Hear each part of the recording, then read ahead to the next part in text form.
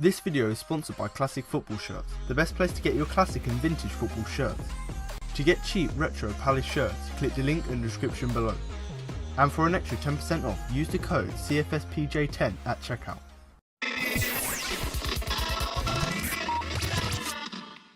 Hello and welcome to the Crystal Palace podcast.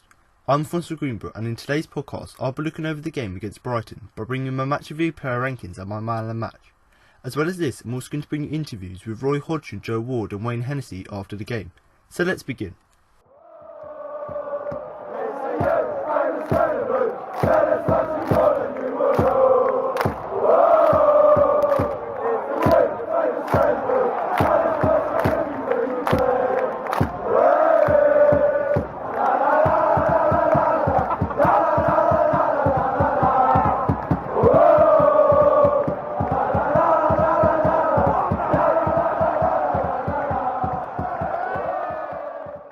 Palace recorded their first clean sheet of the Premier League season at the expense of their local rivals as the Eagles and Brighton played out a goalless draw at the Amex Stadium. In a game of very few opportunities, Wilfried Zaha went close for the visitors early on when he forced Matthew Ryan into a point-blank stop, whilst the Seagulls' best chance came when Andros Townsend was forced to clear off his own line to prevent Glenn Murray from coming back to haunt his former club. After a 4-year wait for a derby, unsurprisingly the game kicked off amidst the nervous atmosphere created by both sets of fans. But it was the visiting supporters from South London who had their first breathless moment on 14 minutes, as they went close to seeing their team take the lead. A goal kick from Wayne Hennessey was flicked on by the returning Christian Benteke into Zaha's path, who in turn found his strike partner. A pair of Brighton defenders blocked the Belgians' attempt, but the ball squirmed out to Zaha, who forced Ryan into an excellent reaction stop just as he seemed set to once again net a famous goal on the south coast. That would be as dangerous as Hodgson's team got during a tight first half, which as it progressed the Seagulls began to get stronger. On 21 minutes Lewis Dunk powerfully met a Pascal Gross corner with his head which Wayne Hennessey managed to claim, and then 6 minutes later the Welshman was called into action again when Jose Iguala was awarded too much space to jink inside the box and get a shot away that forced the Eagles keeper into another save, with Dale Stephens blazing the rebound horribly over from range. There was real danger when a swift counter-attack saw Gross spurn a 3-on-3 opportunity when he shot tamely at Hennessey. But while they were quietened for most of the first half, Palace showed that they had the ability to nick a goal, and Luka Milivojevic nodded a Jankovic corner over before a tense 45 minutes drew to a close.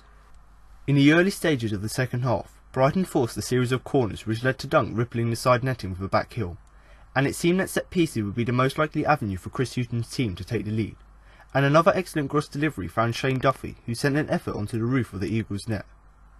The pressure continued to mount, and Stevens went much closer than on his previous attempt, with a strike from 30 yards that whistled past Hennessey's post.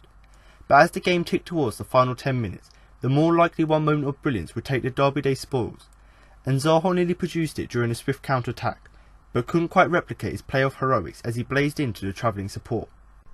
As another aerial bombardment commenced, the Eagles were indebted to Townsend, who managed to knock the ball off the line with his knee to prevent Murray from scoring against the team they helped get promoted with a header from yet another corner. And the striker was soon replaced by Tom Ahmed, but was afforded a warm departure from the Palace fans. In the dying moments, Loftus-Cheek tried to curl the ball home for a memorable late winner for Hodgson's side, but could only find Ryan, who made a comfortable stop. And James Tompkins sent a spectacular effort wide of the mark from 35 yards out, meaning it would just prove to be a solitary but still useful point gain for Palace.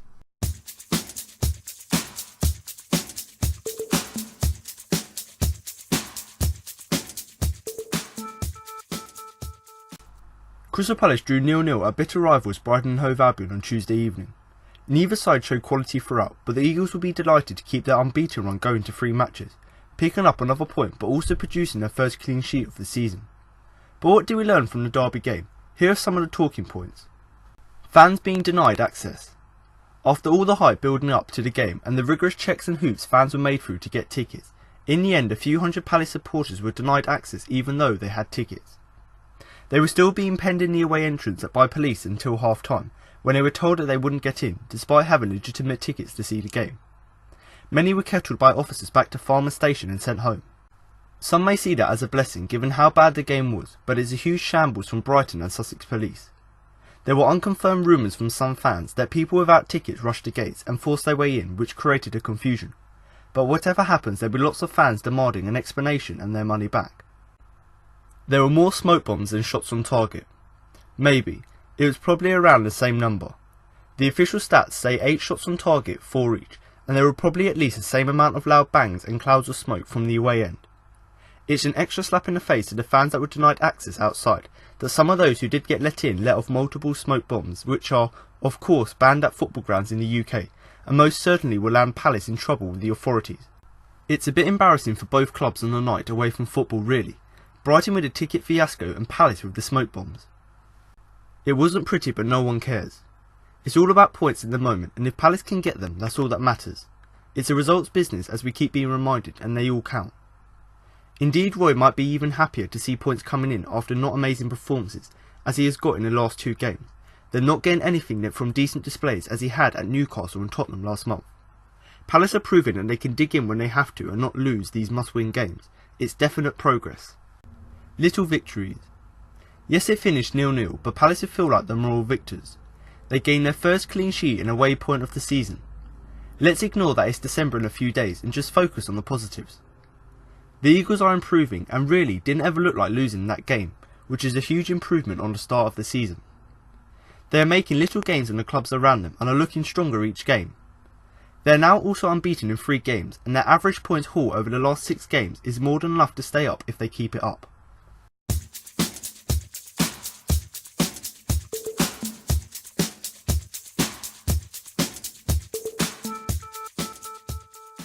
So now I'm going to move on to the player ratings, but before I start, don't forget you can follow us on Twitter and Facebook at Crystal Palace for all the latest Palace news.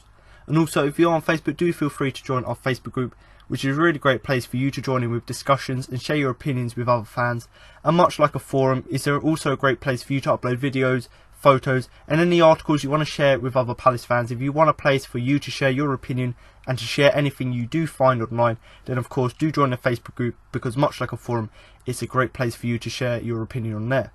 Now, another great place to share your opinion is in the YouTube comments. So if you are listening to the podcast on YouTube, then do feel free to drop a comment below the video with your player ratings, rating the players from 1 to 10, with 10 being the best. And you can do this along with your views of the game. And even if you don't want to comment with your player ratings where you rate the players, do comment with your views on the game, whether you do think who you thought the best player was, whether you thought players should have done better with chances, and what you thought of the overall performance. So whether you're a Brighton fan or a Palace fan, do comment below in the YouTube comments with your views on the game. And that's purely because other fans who come to the video can also not only just listen to me and my opinion, but they can also listen to and read what other fans thought about the game. And also it's great for me to actually see what the listeners thought about the game, not just looking back at what I thought of the game, but also looking back at what the people thought about the game. And you can do this yourself by comparing your opinion with myself and others, but also I like to compare my opinion with other fans and see how it stacks up. So if you are someone who likes to share your opinion, then please do drop a comment below. Now, if you do want to follow or join any of these social media groups and pages, then do check all the links that will be in the description below. But now I'm going to start with the player ratings, starting in goal with Wayne Hennessey, who I am going to give a 7. Had to wait until the 25th minute for any action, but held Dunk's header from a corner well, and then got down low to deny Aguero. He also was there again to deny Gross low down as Brighton broke towards the end of the first half. So Wayne Hennessey here, I've given him a 7, and much like his performance at the weekend against Stoke, he didn't actually have quite a lot to do in this game. And when you consider it's a derby, there's going to be quite a lot of action, both teams trying to go for the win, which actually in the end it didn't seem like that. You would expect there to be quite a lot of action at both ends of the pitch, but actually, in actual fact, both teams, I believe, only had 4 shots each, so 8 shots on goal in the whole game, which shows you really, in summary, how sort of dull and lacklustre the game was from both sides. But in terms of Wayne Hennessey's performance, I've given him a 7, purely because he didn't actually have that much to do, but the routine saves he did make actually were really crucial in the fact that they kept us in the game. So quite early on in the first half, Lewis Dunk had a header from a corner. Hennessey was obviously able to get down low and save that. A great save there. Same again, just later on after that, I think his name is Izquierdo. He also had a chance, and obviously Hennessey, even though he's really tall, managed to get down low.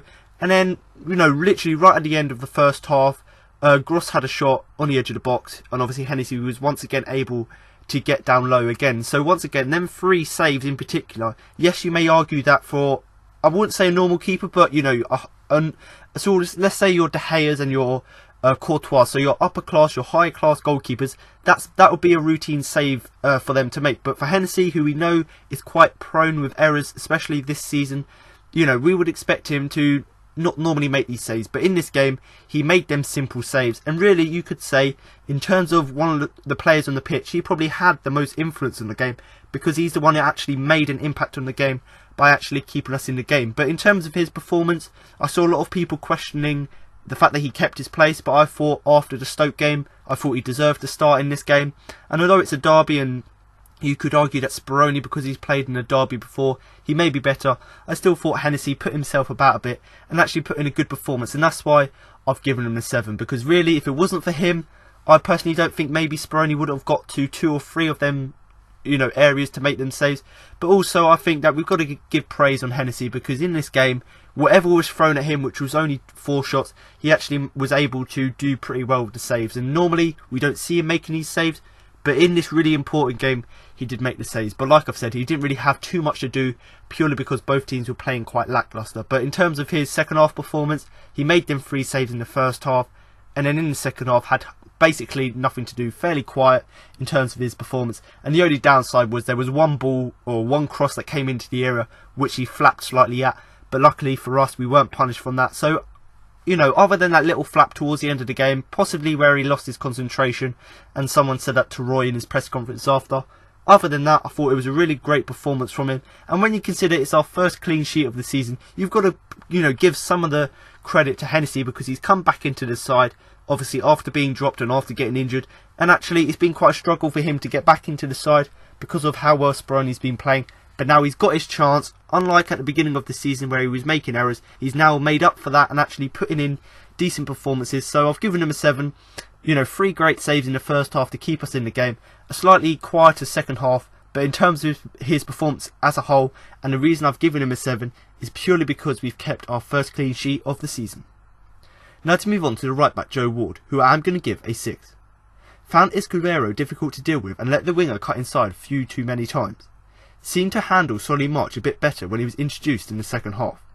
So Joe Ward here, I've given him a 6, and when I talked, at the beginning of the week about our performance against Stoke, I said that in my opinion, after the Joe Ward's performance against Everton, which was so great where he set up the goal, the game against Stoke was actually quite a disappointing performance. And coming into this game, quite a lot of people arguing whether Fosu Mensah should have started, or whether we should change the team around. But in my opinion, I predicted that Ward would start, and he did start, and I thought he done alright in the game. He wasn't fantastic, but if I was to pick out one player in particular that I thought defended really well, was Joe Ward, because we know he's been under pressure, hasn't really been playing great recently, but actually there was a few saves and blocks and tackles. A few chances where he actually saved us from conceding with his sort of late tackles and challenges, and I thought he done alright. And the only reason I've given him a 6 as opposed to maybe a 7, which I've given quite a lot of other players, is purely because he didn't have that sort of class. So in a derby, you want that one player, that one bit of class, that someone can create that chance. But in terms of Ward's performance, yes, it was alright defensively, but he didn't have that little spark to actually get us anything from the game. But in terms of Izquierdo, Ward, obviously not being the quickest player, did struggle to deal with him quite a lot. And there were quite a lot of occasions where Izquierdo cut inside, and obviously Hennessey had to make a save on one occasion, but a few of the other times, obviously the likes of Sakho and Tompkins had to go and cover. So in terms of that, I can understand Ward struggling with Escudero purely because of the pace he's got. But then in the second half, where Solly March came on, I thought that Joe Ward dealt with him much better. Whether it's because his pace is less, or whether it's just because Solly March is an easier player to mark, I don't know what it was. But first half he struggled with Escudero, but then in the second half Ward actually done really, really well in terms of, defending against Solly March. And yes, he wasn't great against Solly March, but in the second half he did play a lot better. So Ward, in that respect, you can understand with a pacey player he's not going to play as well, but then when he's up against a less pacey player, he can actually match them and stop them going forward. But in terms of his battle with Escudero, it was pretty good. It wasn't like against Man United where he got absolutely torn apart by Rashford. It was quite a good battle. They had a few challenges going in, a few times Ward won the ball, a few times Izquierdo cut inside. So in terms of that, it was quite an even battle. He stuck to his task really well. So in terms of doing his defensive duties first, then going forward and attacking, and because both teams were playing really, really well defensively, Joe Ward didn't really get to go forward and attack. And in terms of, because of how well he was playing defensively, like I said with Hennessey, you've got to give him credit for the clean sheet, because his tackles and his blocks he made, in the fact that he was stopping crosses coming in from that right hand side where the likes of Murray could get on the end of them, because he stopped the crosses coming in, you've got to give him credit for the clean sheet. And when you consider this is our first clean sheet in the Premier League this season, you've got to put a lot of praise on the goalkeeper and the defence, because purely you can see that combination in that game worked. And I personally thought, as a whole, as a unit, that back five actually played pretty well. But Joe Ward here, I've given him a 6. Although he struggled in the first half to defend against Isqueiro, in the second half against Solly March he improved quite a lot. And in terms of his whole play, the reason I've given him a 6 is purely because he stuck to his task, which he had to do, defending first, attacking second. And in terms of just his overall play, a clean sheet, you've got to give him credit for that. Now I'm going to move on to the centre-back James Tomkins, who I'm going to give a 7. Dealt with Murray easily, winning almost all of their battles. Palace's best player for the second game in a row. So James Tomkins here, I've given him a 7, and much like the game against Stoke at the weekend, it was a very solid defensive performance from Tomkins. And in terms of the first place to start, it really is Glenn Murray. Glenn Murray has been in the form, I wouldn't say the form of his life, because he scored quite a lot of goals in the Championship, but quite recently I think he's scored about 4 or 5 goals, so actually he's been pretty good form coming into this game. And when you consider he's an ex-Palace player, there's quite a lot of pressure on him to score against us, and also it's quite often happens that actually ex-players do end up scoring against you.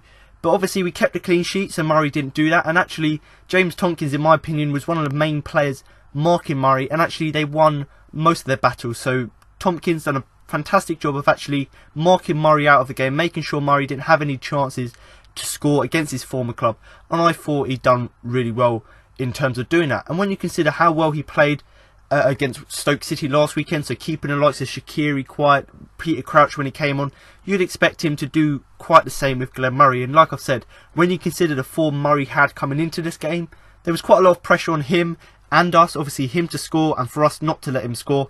And overall, James Tomkins done a fantastic job of not only keeping him quiet, but winning all them battles. So whether it be making that tackle or that last ditch challenge, or whether it be, just clearing the ball, getting your head in it and clearing the ball out of danger, whatever it was, he made sure that he stopped Murray winning all of them battles. But in terms of his first half performance, unlike Ward, who had a better second half, I thought that James Tomkins had a comfortable first half, so nothing fantastic.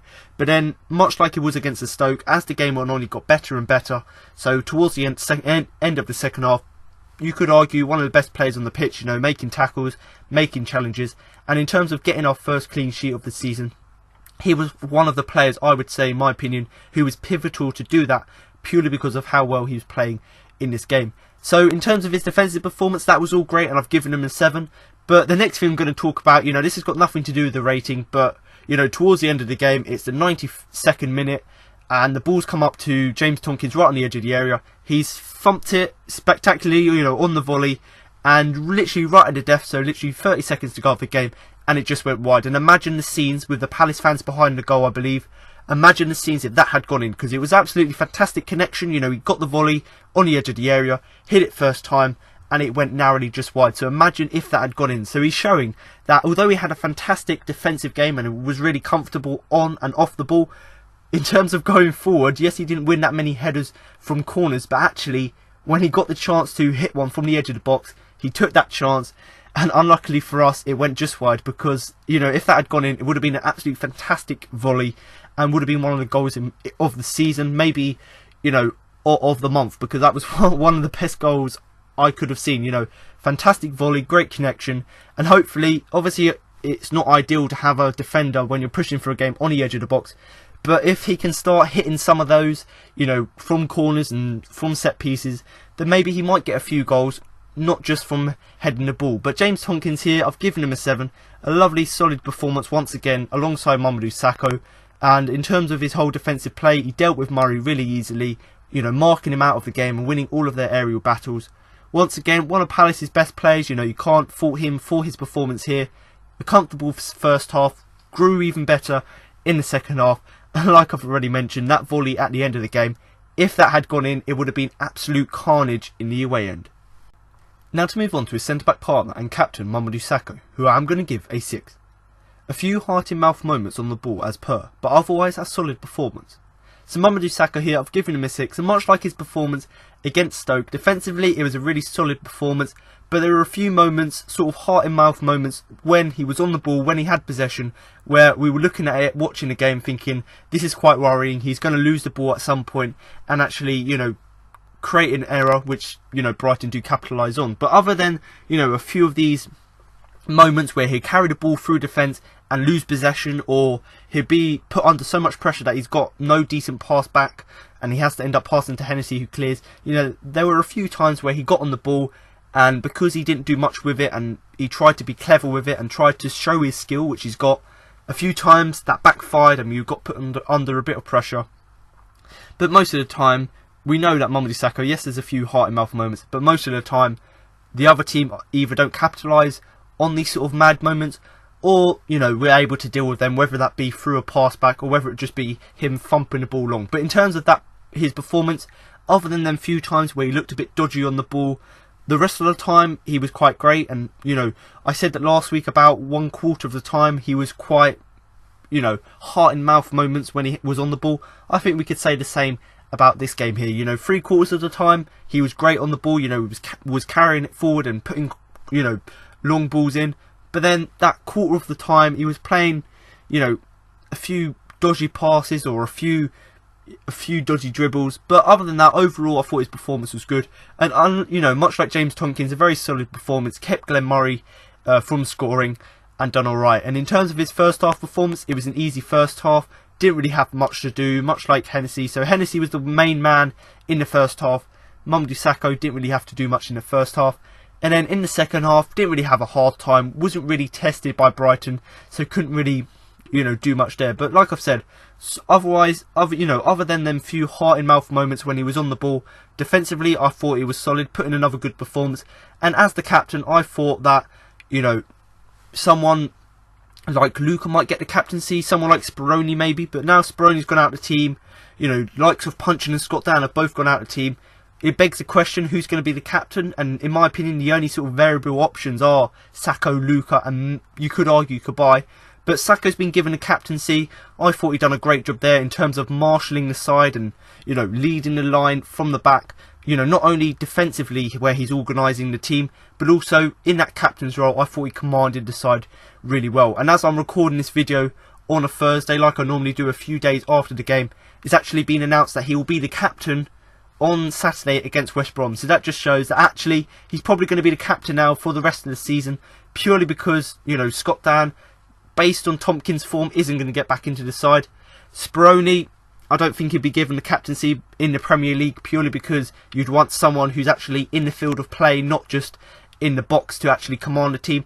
And then in terms of Jason Punchin, hasn't really come off the bench recently, hasn't really had an impact, you know, coming off the bench in the games before that, and really hasn't got the quality that he used to. So really, the only variable option is Sakho, and based on this performance against Stoke and his performance here against Brighton, I thought that not only defensively he was good and it didn't affect his game, but, you know, the captaincy didn't affect his game, and I thought he played really well. And the final thing, really, the main reason I've given him a 6 is purely because, yes, he done alright in the game, very solid, but much like what I said for Tompkins, Ward and Hennessey, he kept a clean sheet, so you've got to give him credit for that. But Mamadou Sakho here, a 6 for him, a few heart-in-mouth moments, you know, when he was on the ball, but other than that, you know, a very solid performance and a first clean sheet of the season. Now to move on to the left-back, Jeffrey Schlupp, who I am going to give a 6. An unforgettable performance, but not because he was bad, just because he wasn't really involved much and didn't do anything wrong either. So Jeffrey Schlupp here, much like his performances in recent weeks, I've given him a 6 purely because he didn't do anything spectacular in the game, but he also wasn't at fault for anything bad in the game. So overall, you could say it was quite an average performance, and in terms of himself, it's going to be an unforgettable performance purely because he didn't do anything of note and didn't do anything brilliant as well. And, you know, in terms of players, if you want a player, obviously, to play well, if they don't play well in some games, you also don't want them to do anything really wrong in the game. And that's something that's quite often the case with Jeffrey Schlupp, is that even when he's not playing bad, or even when he's not playing good, he's neither playing bad. So when he's not on his form, he, you know, just puts in an average shift, much like he done here against Brighton. And even when he plays bad, he's not necessarily horrendous. So in terms of his performances, much like what they've been this season, you know, he hasn't been spectacular, but he's still done a job at left back. And much like Ward, on the other side. Although I would say that Ward was better defensively, I still thought Slupp had done a job, you know, in terms of helping that back line to keep that clean sheet. But I'm not going to put too much blame on him or too much credit on him for, you know, keeping a clean sheet. Not because I thought he played bad, purely because he didn't have that much influence, and because I personally thought that Tompkins and Sakho, you know, had more influence, you know, in terms of that defensive performance. But in terms of, you know, in comparison to Joe Ward struggled with Escuero, I think his name is. You know, Jeffrey Slupp had a tough time against knockouts, and knockouts, much like Glenn Murray's, you know, been in quite good form recently. But Jeffrey Slupp, although he was having a tough time in the first half, the rest of the game, the majority of the game, he was absolutely fine. But then obviously in the second half, with both teams trying to put pressure on, he obviously had to up his game slightly. And yes, he did improve his game a little bit in the second half. He still didn't improve it so that he could have an influence in the game. And that's the thing, that's quite often the case, like I've said already, with Jeffrey Slupp, is that although he may up his game, you know, he's never fantastic, or he's not very often quite really brilliant. But then the most of the time, he's very average performances, because he never really has a bad performance. And that's what you want from a player. You know, you want consistency, where that if they're not playing fantastic, you just want them to put in, you know, good 6 out of 10 performances every game. And certainly that's what we got from Slupp here. You know, defensively, he wasn't terrible, he was alright, you know, wasn't fantastic in terms of making tackles, unlike Ward on the other side, but a good, I suppose you could say, a good performance from him. You know, and the final thing really, you know, I've given him a 6 purely because that's sort of an average performance. That's normally what you give him.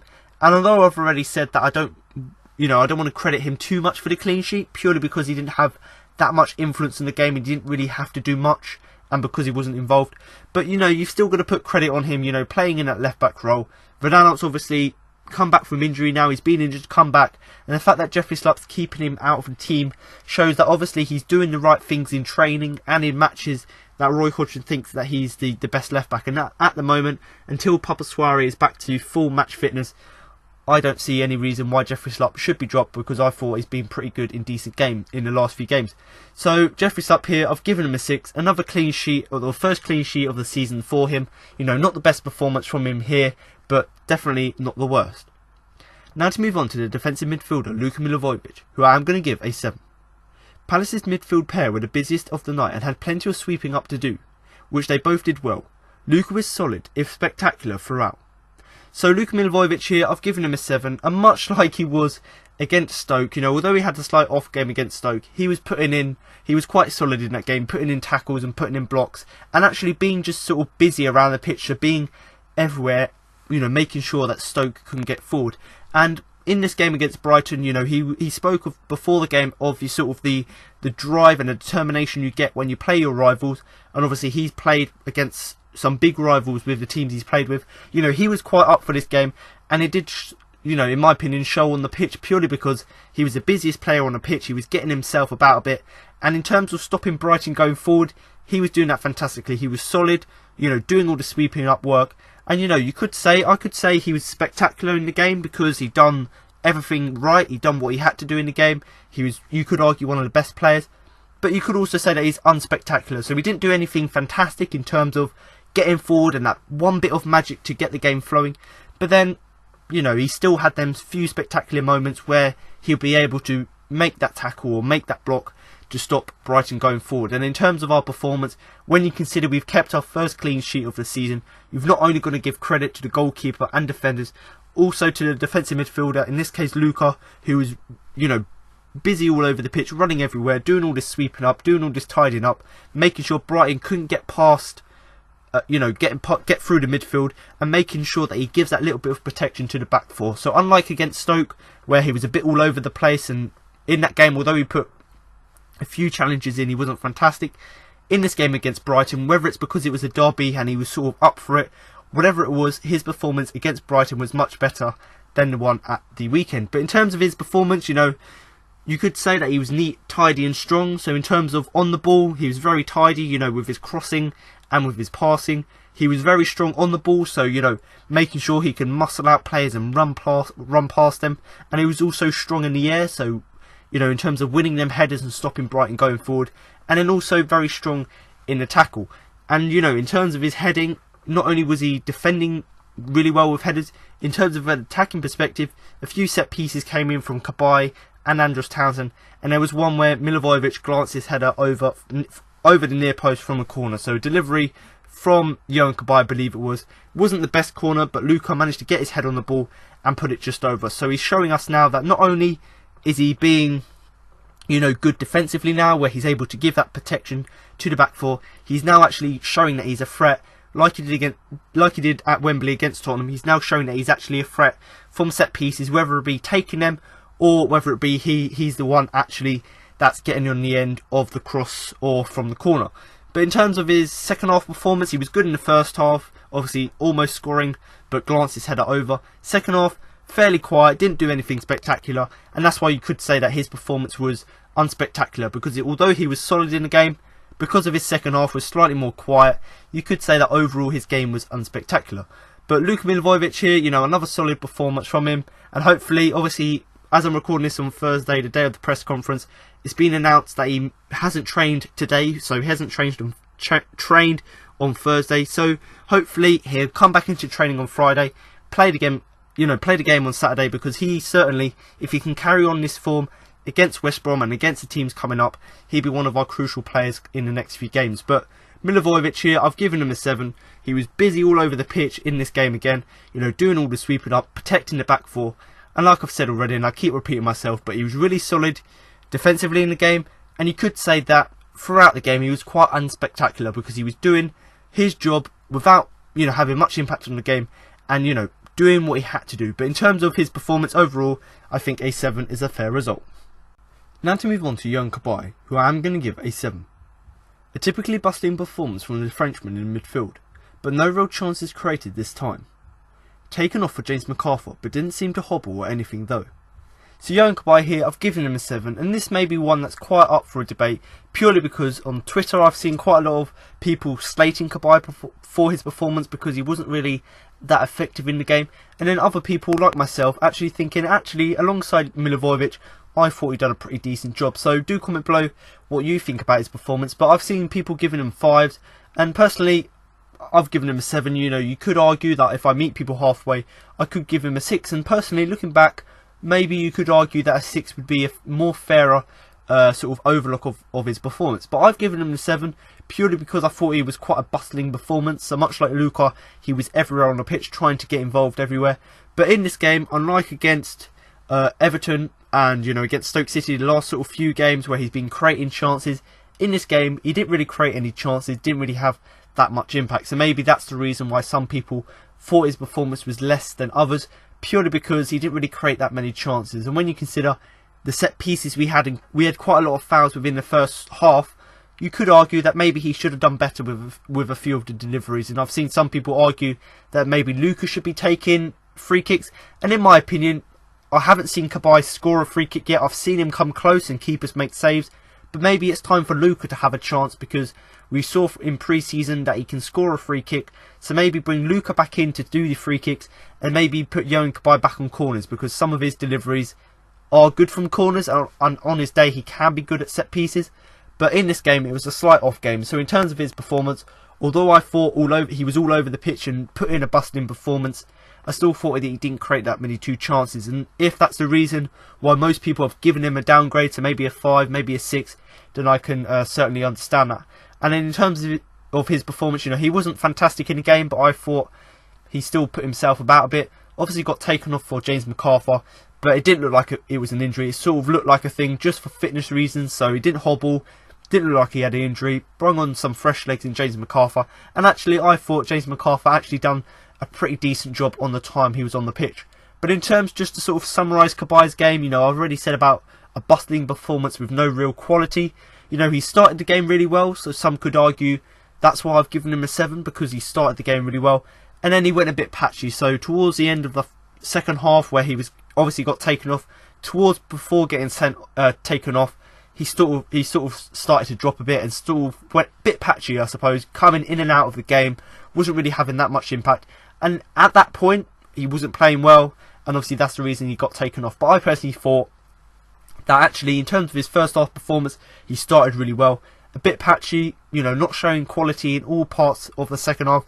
and that's the main reason he got sent off. And whether got taken off for James McArthur. But in terms of his performance, it's probably because he got a bit tired. So he started the game really well, and maybe he just exhausted himself as the game went on. But he got taken off midway through the second half. McArthur came on, a bit of fresh legs, and actually sort of changed the game purely because we had a little bit more energy in the side. But Young Kabay here, some may give him a 5, maybe some will give him a 6. But I've given him a 7 here for another bustling performance where he was all over the pitch, doing his job everywhere. And although he didn't really create that many chances going forward, I still thought that he started the game well, and that's why I've given him the 7. Now to move on to Ruben Loftus-Cheek, who I am going to give a 6. Tried his best but couldn't really have any real effect on the game and got dispossessed a lot. Was better after the break and set up a good chance for Zaha by driving forward, but that wasn't enough tonight. So Loftus-Cheek here, I've given him a 6, and much like his performances of late, other than scoring a goal against Stoke, since he's come back from England, his performances haven't quite been up to the standard they were before his injury. And when you consider how great he was at the beginning of the season, this game was a slightly disappointing game purely because he didn't really have as much impact as you would expect him playing in the game. And to be honest, I can understand him not playing that well purely because he's playing out of position. Roy Hodgson decided to still play 4-4-2 with Wilf and Benteke up front, and really, yes, that may be great for Wilf because he's getting chances to score, but in terms of Loftus-Cheek, he's completely wasting his skill, because we know that Loftus-Cheek hasn't got the most pace, so he can't really, like Wilf, go past players, and also he's much better down the middle, much better driving forward than cutting inside. So in terms of his performance, yes, it wasn't fantastic, and he didn't really have that much impact on the game. I still thought that because he was playing out wide, out of position, he couldn't really have that much impact on the game, in terms of his performance. But after the break, so in the second half, he sort of done the reverse Kabay. So Kabay started the game really well, faded. Ruben Loftus-Cheek started the game really slow, didn't really have a lot of impact on the game, got dispossessed. But in the second half, I thought he was much, much better. Obviously not fantastic, but he was still creating up chances. And the most notable chance he did create was for Zaha. So he was, like I said, when he gets down the middle, so rather than playing out wide, he can drive forward like he did for that chance. And he obviously drove forward, passed the ball to Zaha, and obviously Zaha, I believe, put it narrowly wide. So in terms of that, yes, he can set up chances, but that's only when he's playing down the middle. And that begs the question whether Roy Hodgson is just being stubborn with a 4-4-2, or whether it's because he believes that Loftus-Cheek can play out wide. But based on what I've seen and what fans have said, his position isn't out wide, so he needs to move back down the middle, because like we saw when he set up that chance for Zaha, he's much better at driving forward down the centre and setting up chances there. But like I've said already, started the game not fantastically, slightly faded. Midway through the second half, in the second half, got better. And like I've said, it's the reverse Kabay really. Kabay started the game well, faded. Loftus-Cheek, as the game went on, he gradually got better. But in terms of his performance, he didn't quite do enough. So although he had that chance for Zaha, that wasn't enough. And if he had been playing down the middle, I'm sure we would have seen more of them chances in the first half, because if he had done more of them balls for Zaha, because he was playing down the middle, if he had done them in the first half, maybe we would have had a few more chances going forward. But in terms of his driving runs going forward, yes, they were great, but it wasn't enough to be the difference. And at the end of the day, we had to settle for a 0-0 purely because both teams were defensively solid, and purely because both teams didn't really have that final end product. And you've got to say, Loftus-Cheek didn't quite have that end product there.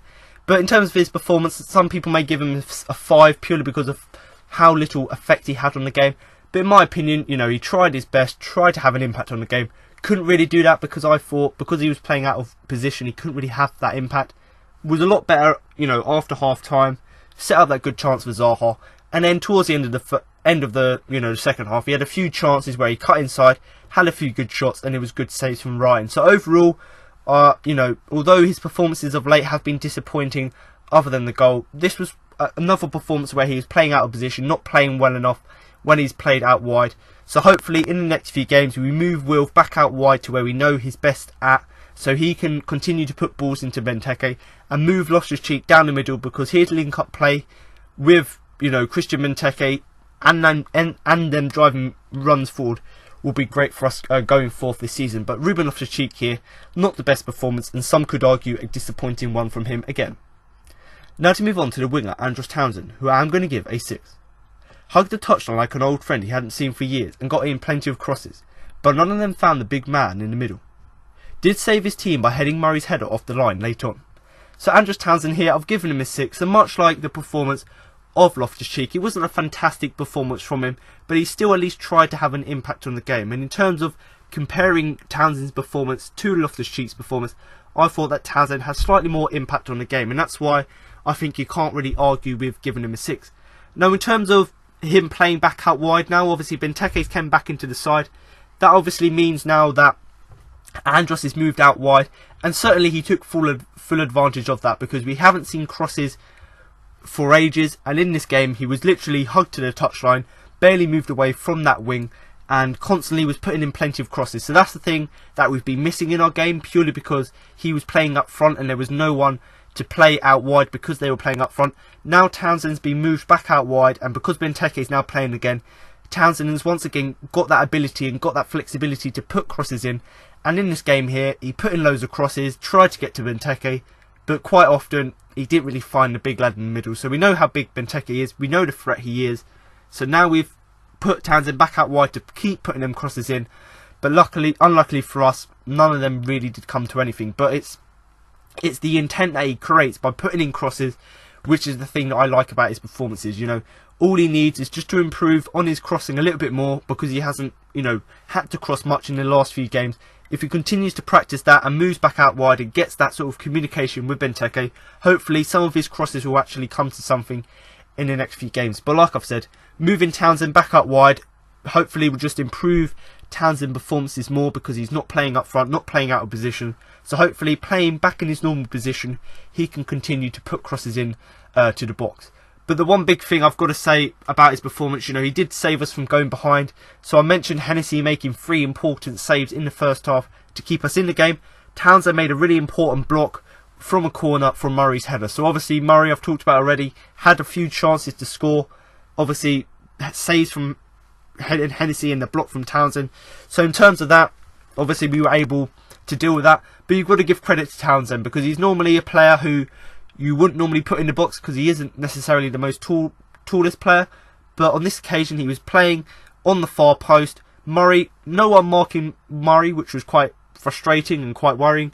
But Murray got the header down, free header, and luckily for us Townsend was there to clear it off the line. So, you know, maybe some could argue that last season when Hennessey was making mistakes, he didn't have anyone on his back post. Now he's got someone on his back post like Townsend.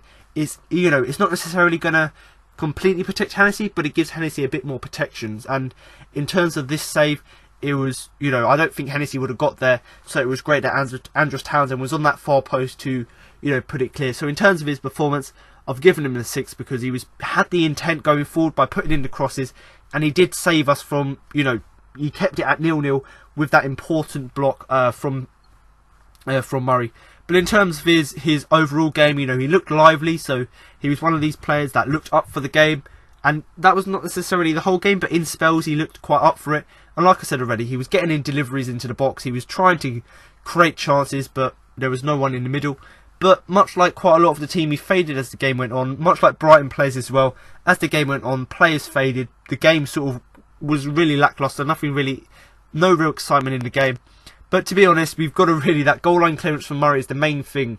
You know, 7 minutes from time, Murray's got a clear header in the box, and Townsend blocked it off the line at the last minute. So in terms of that, you know, I've got to give him a 6 for that, because although his performance wasn't fantastic in the game, and although he had the intent and he had the sort of commitment to go forward, he wasn't fantastic in the game.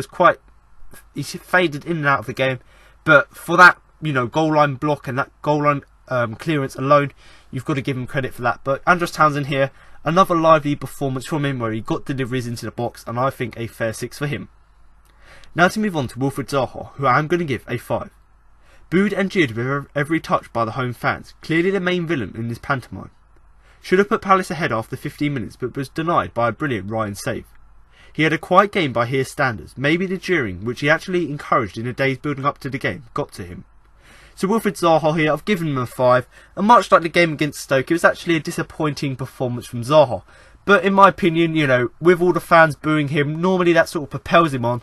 But in this game, it clearly got to him, and he weren't playing that well. So maybe it's just the jeering got to him, or maybe just the occasion, you know, he was up for the game, and then he got out on the pitch. It was a really dull game, and maybe that affected his game, and he weren't really having that much impact on the game. But quite clearly, as soon as the first whistle went, he was the villain in this pantomime. And to be honest, although he wasn't playing really well and he was being booed every time he touched the ball, he could have put Palace ahead after 15 minutes. And obviously, Ryan made a fantastic save. So it was a lovely long ball by Wayne Hennessey to Benteke headed it to Wilf. Wilf had a shot, blocked, and then Benteke had a shot again, and that was also blocked as well. So that's just showing that Hennessey, great distribution to get it forth to Benteke, great link-up play between Benteke to head it down to Wilf, and then obviously Wilf should have put Palace ahead, because if he had gone for the far post, he probably would have got that in. But obviously he shot it straight at Ryan, and Ryan was able to make that brilliant save. So in terms of that, he had a great chance to put us ahead, didn't really take it. But at the end of the day, you've got to also give credit to Ryan, because he did make a really good save there. But once again, after he obviously saved that, the crowd sort of got on his back even more. And to be honest, he had a quiet game by his standards. So normally, booing doesn't really get to him, and he normally takes it in his stride and actually, you know, goes forth and improves. But maybe the jeering, which obviously he encouraged, because he was, you know, building it up towards the game. He was, you know, putting it on social media about the Brighton game, getting really geared up for it. And maybe, you know, all that jeering actually eventually got to him. But in terms of his gameplay, you know, it was a really quiet game. Should have done more in the game. And given that chance early in the first half, you know, if he had taken that, would have been 1-0. And maybe it would be a different story, and we wouldn't be talking about him having a disappointing performance and a 5. But to be honest, you know, it wasn't a fantastic game from him. But every so often, players go through a run of games where they're not necessarily up to form. And, you know, Zaha, he's had a fantastic season so far. And maybe the last 2 games against Stoke and against Brighton weren't necessarily his best games, and he had a slight off game. So hopefully, in the next few games, especially against West Brom, he can go out there full of confidence again and actually, you know, take the game to West Brom. Because we know he could do it in this game, like when he had that shot, that forced Ryan into a save.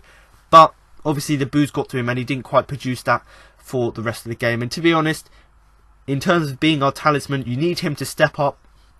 You need him to step up and actually carry the team.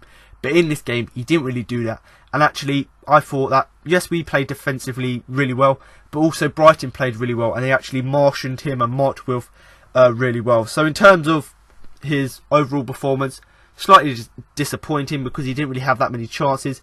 Clearly got affected by the boos, but also I thought Brighton defended really well against him as well. And, you know, he could have had a penalty, but I'm not really going to talk too much about that. He also could have had fouls all over the pitch, because Brighton players knew he was a risk. Everyone was booing him, so Brighton players decided to push him in the back all the time. So there could be an argument there that actually a few players could have been sent off who were on yellow cards for these shoves in the back on Wilf. But to be honest, other than that, other than what I've said, they didn't really have any real chances. There was one where Loftus-Cheek created a counter-attack for him, and Wilf had that shot just wide. So in terms of the counter-attack, he still used his pace, but it was very rare for Palace to get the counter-attack, because like I've said, we were defensively solid and Brighton were defensively solid as well. So Wilfried Zaha here, a slightly disappointing game from him. Had a shot early in the game, it was saved by Ryan. Had another shot on the counter-attack late on in the game, didn't really come to anything there as well, with him missing.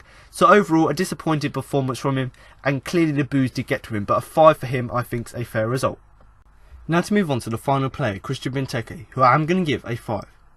A lackadaisical first half, where aside from a few headers and flicks, he wasn't really involved and made life easy for Lewis Dunk, really. So Christian Benteke here, I've given him a 5, and much like the performance of Wilfried Zaha, it was a really disappointing performance from him. And the word I did use in that summary was lackadaisical, and it's the first time I've used that word since the beginning of last season, which shows that actually in the last few months, especially the end of last season, the performances haven't been so bad that I've had to use this word. But in terms of Benteke's performance, obviously he's been out for 8 weeks. He played against Stoke. I thought second half against Stoke he played really well, came into this game, and actually, like I've said already, lackadaisical performance from him.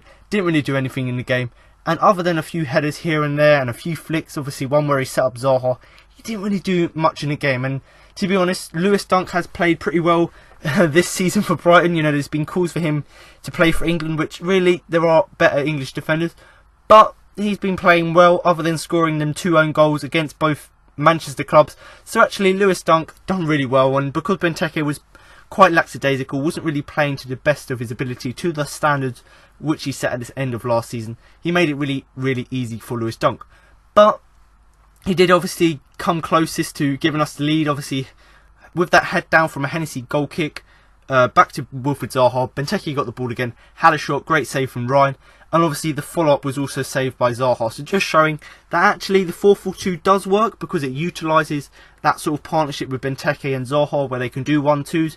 But it does obviously mean that the likes of Loftus-Cheek are actually just left out on the wing, and actually their skills aren't utilised. So in terms of that performance, or in terms of that sort of layout and that formation, Benteke playing against Wilf has its advantages and disadvantages. You know, the advantages being that you can play 1-2s and link up in the box.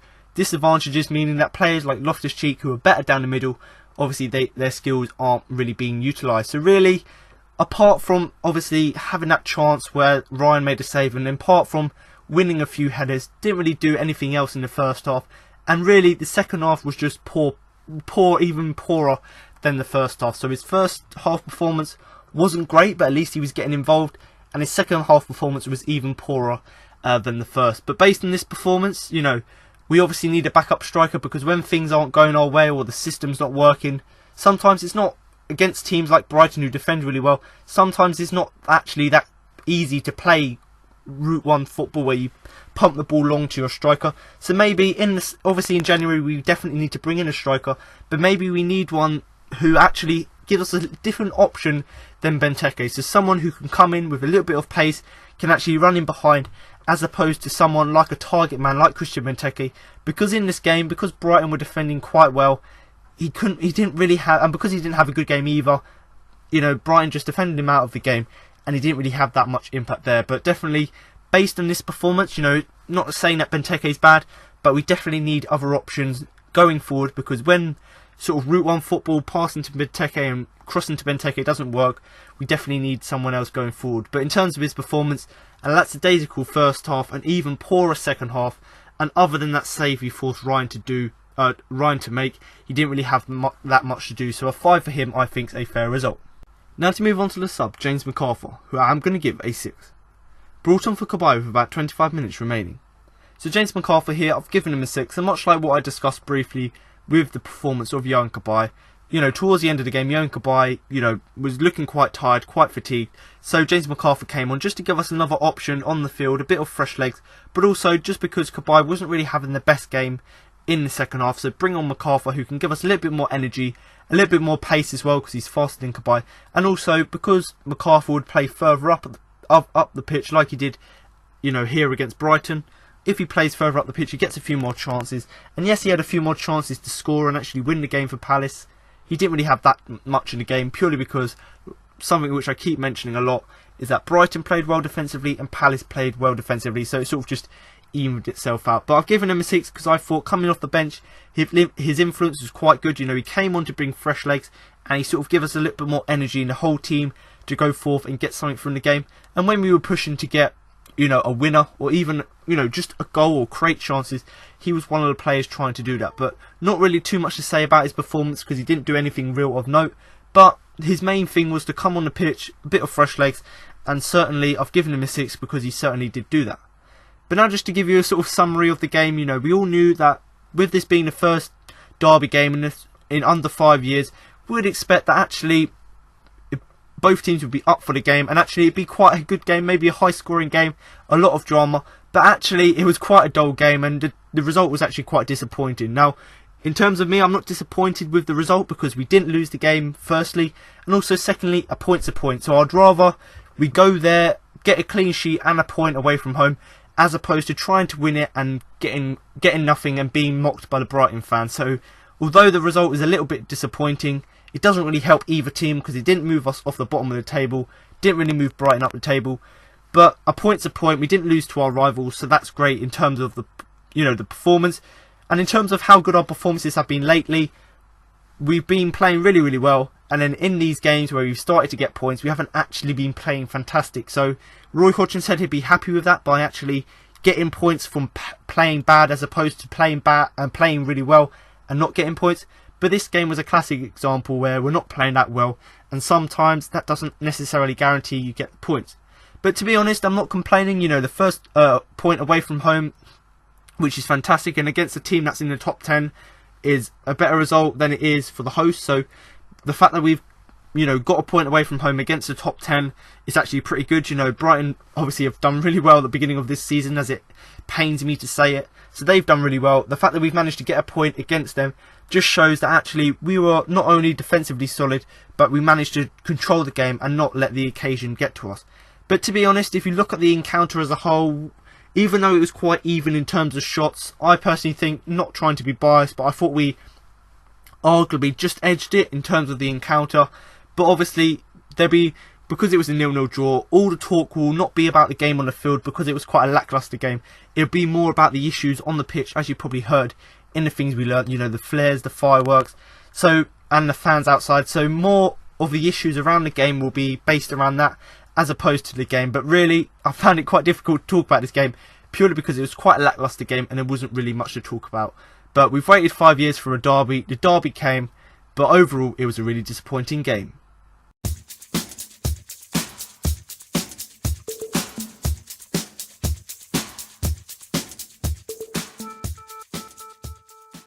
So now I'm going to move on to the Man of the Match award. But before I do that and give you my Man of the Match and why I thought I had the biggest influence on the game, I'm now going to give you the 4 nominations I put forward for the award. So much like what I've mentioned in that sort of quick summary of the game before I moved on to this section of the podcast, I did talk about the game being quite lacklustre, both teams playing quite well defensively and nothing really from both teams going forward. And in terms of that, it actually did reflect on the Man of the Match because no one particular player did stand out completely for me.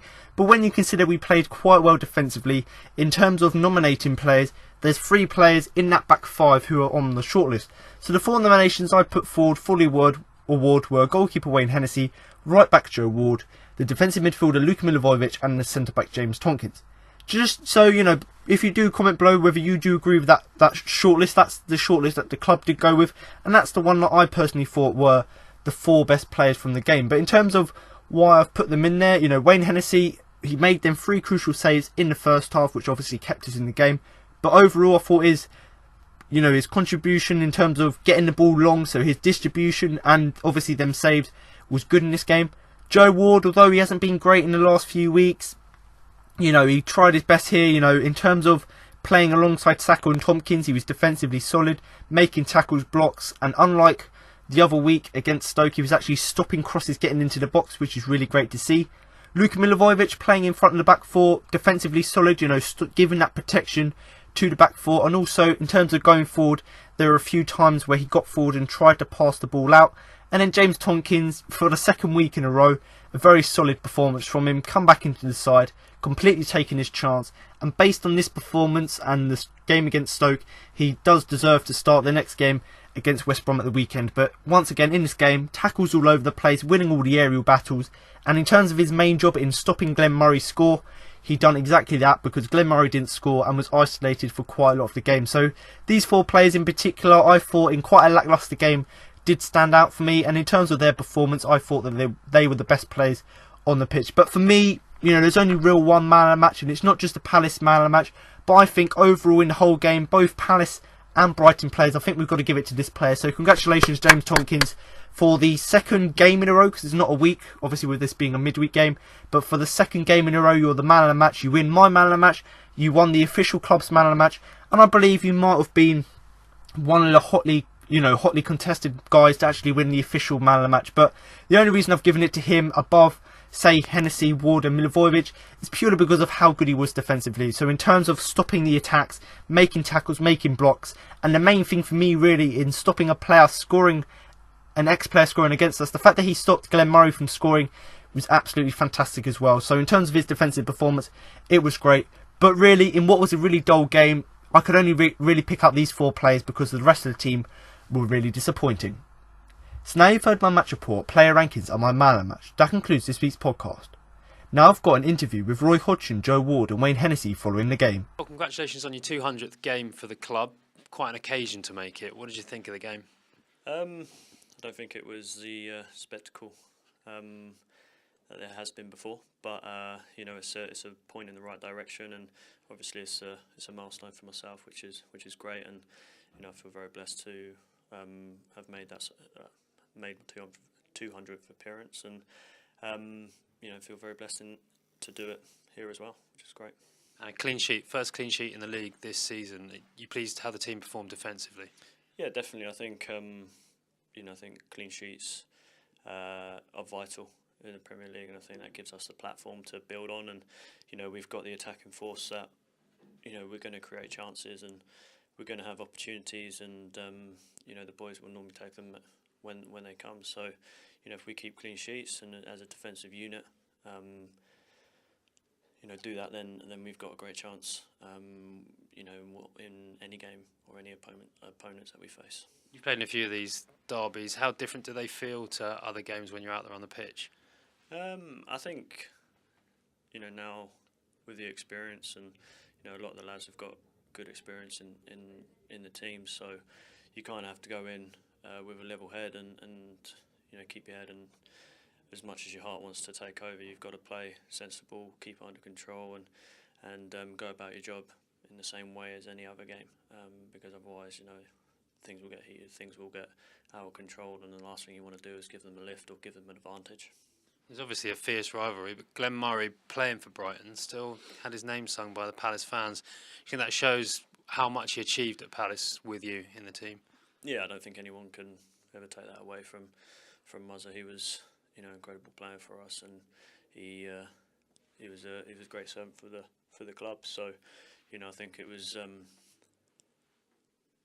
testament to him and obviously the fans as well that recognised his qualities and what he brought to us when he was with us.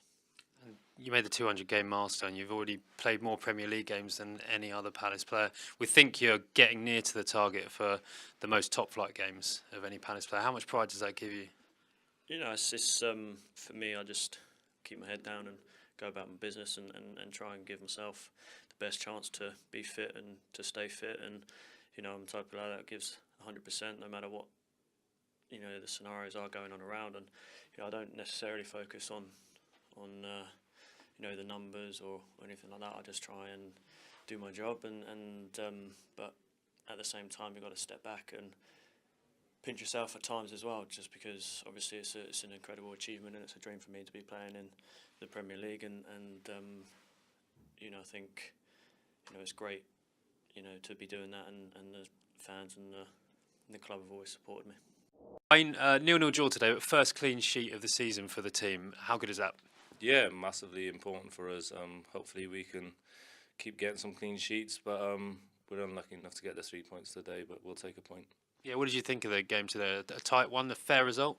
Yeah, if you look at both teams, probably a fair result. They have good chances, we have good chances, so yeah, overall. And for you personally, has it been good for you getting back into the team after your little spell out? Yeah, it's been nice to get back in, and hopefully now I can keep more clean sheets and stay in the team. What have you been working on? A lot recently. Obviously, I had an injury to my ankle as well, and that's improved a lot now. And like I saying, we're such a tight unit here, goalkeeper-wise, and like I saying, we always wish who was ever playing well in goal. And like I saying, I've just been working hard and training, and yeah, it's paid off. Your first Palace-Brighton derby game. What did you make of it? Yeah, it was good. I love derby games. Obviously, I used to play a lot with Wolves, West Broms, and he was amazing. The atmosphere is incredible here as well. Just can't wait to play him at Selhurst now with the atmosphere that we've got with our fans. We've got the point tonight, first away point of the season. It's been a really good spell recently, hasn't it, just for picking up points? Yeah, definitely. Like I was saying, the boys have been fantastic now, but hopefully now the work starts, hopefully we maintain that and get some more points and move up the table. Roy, what did you make of your first Palace-Brighton derby game? Well, it wasn't a fierce derby, was it, by any stretch of the imagination? It was a game, I think, where both teams were anxious not to lose, that's for sure, and I suppose the result reflects that, 0-0. But I thought we defended very well. I was very pleased with our defending, and it's great to get a clean sheet. We haven't had any of those, not during my time. In fact, I don't think there's been one, has there? No. So it's good to get that, especially in an away game against a team that started their season so well. I thought we more than deserved it. Bit disappointed that we weren't able to capitalise on some good possession we had in the final third. I thought the opportunities were there, really, if the last pass or the last decision had been the right one. But it's churlish to ask for more. Perhaps I'm really happy with the result. I'm really happy that it's another game unbeaten in this little run that we're trying to put together.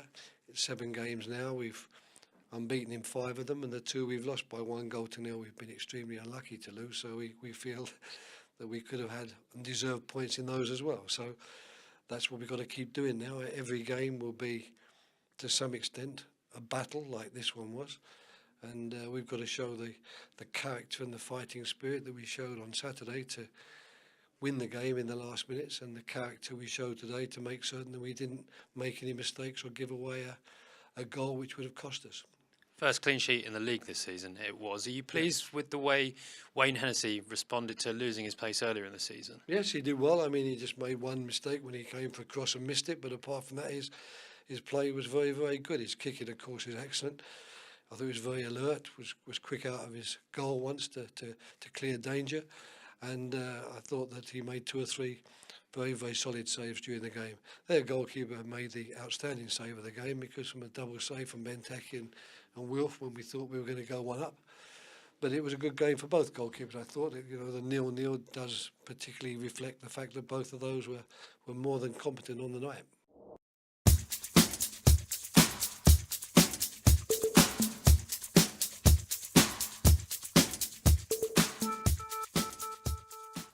So there you have it. Now you've heard what Roy Hodgson, Joe Ward and Wayne Hennessey had to say after the game. That concludes this week's podcast for the game against Brighton. But make sure to come back next week for my post-match review of the game against West Brom. So thanks for listening, and remember to up the Palace.